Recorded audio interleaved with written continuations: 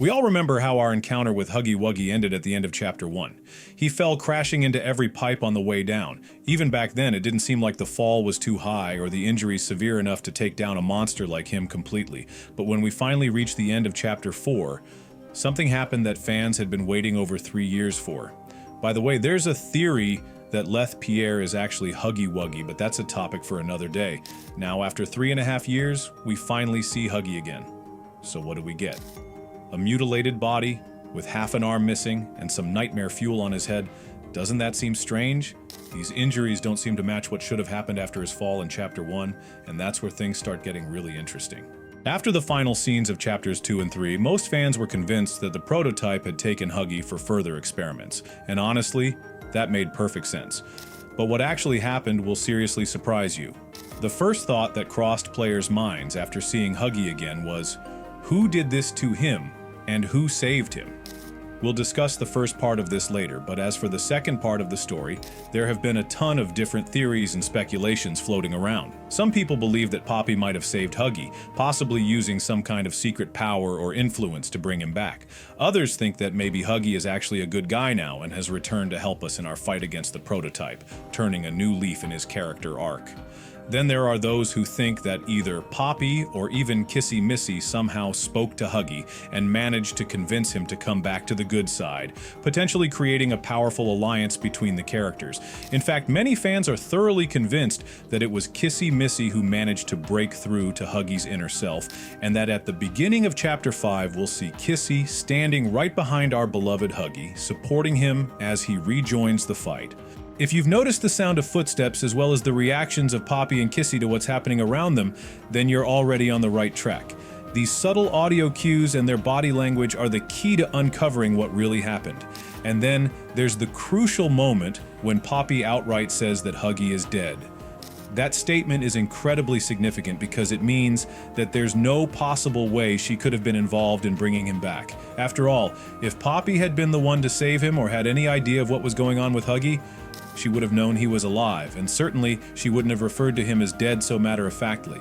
Honestly, if Kissy Missy knew the truth about Huggy's fate, it stands to reason that Poppy would have known too, especially considering the close relationship between the characters.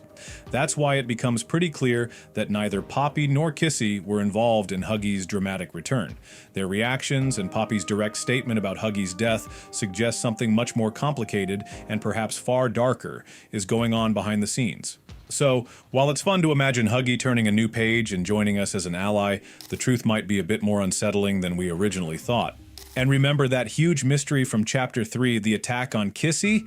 After that scene, a lot of people started thinking, what if it was Huggy? But after everything we've discussed, it's pretty clear that the real culprit was the prototype. Now you might argue, what if those footsteps belong to the prototype? Fair point. But there are a few things that just don't add up. We know the prototype is massive, but the creature was moving pretty quickly, much like Huggy did when he made his big return. Let's be real, the prototype isn't built for speed. On top of that, the prototype plays more of a big brother role and isn't the type to get his hands dirty. Instead, he prefers to send his pawns to do the work for him. And of course, during the conversation with the prototype, we don't hear any of the distortions that were clearly echoing around our location.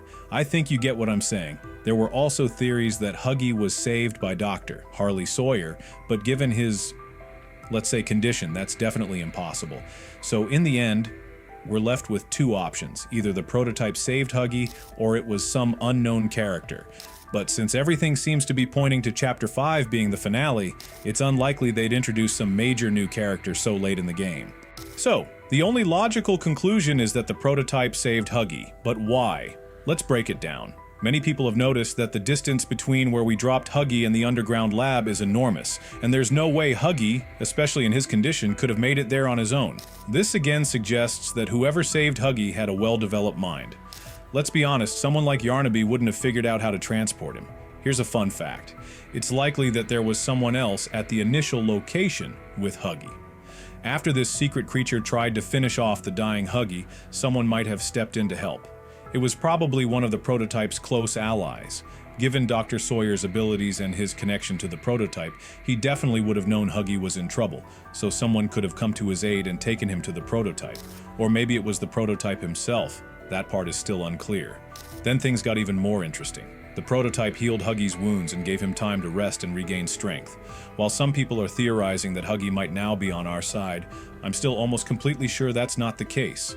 By the way, Huggy's return only strengthens my belief that Chapter 5 will be the grand finale of the Poppy Playtime saga, and it also hints that we might encounter other previous antagonists in Chapter 5, which I'll definitely go into later.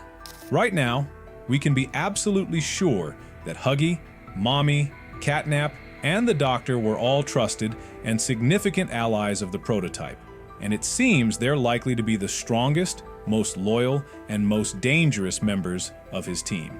If Chapter 5 indeed promises a dramatic climactic showdown with the prototype, then we can be certain that he'll need some very powerful allies to back him up, and Huggy is an ideal choice to be among them.